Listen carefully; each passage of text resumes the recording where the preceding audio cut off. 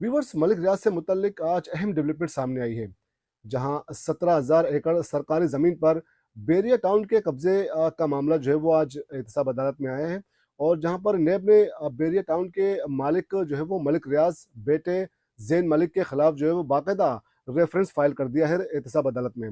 और नेब ने तकरीबन इस रेफरेंस में 5 फ्रंट मैनों के खिलाफ 5 फ्रंट मैनों को भी इस रेफरेंस में नामजद कर दिया है।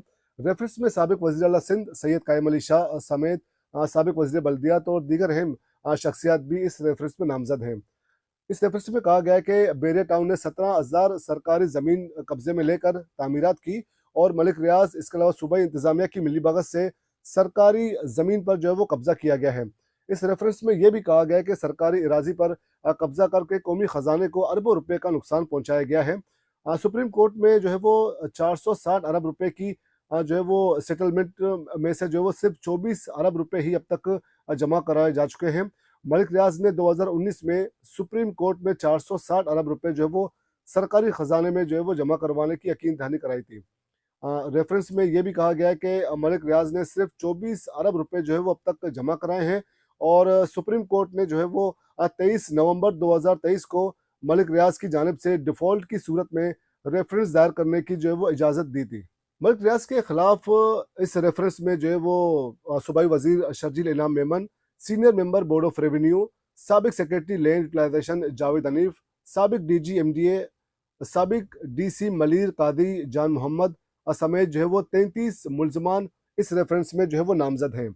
अदालत ने जो है वो रेफरेंस समात के लिए मंजूर की है, और अदालत ने इस रेफरेंस में नामजद तमाम मुलजमान को 25 फरवरी तक जो है वो अदालत में पेश होने के लिए जो है वो नोटिस भी जारी कर दिए हैं।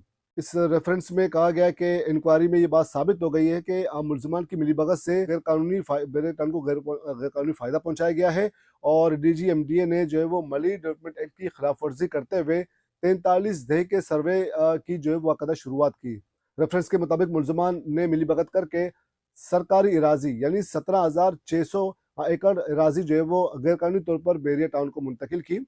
रेफरेंस में कहा गया है कि मुलजमान ने कौमी खजाने को 708 अरब तकरीबन 8 करोड़ और 80 लाख 83 हज़ार रुपए से जायद का कौमी खजाने को नुकसान पहुंचाया है। तो अब तक के लिए इतना ही। आइंदा इस केस के हवाले से अहम जो पेशरफ्त होगी वो हम आपके आपके साथ शेयर करते रहेंगे। तब तक के लिए इजाज़त दीजिए।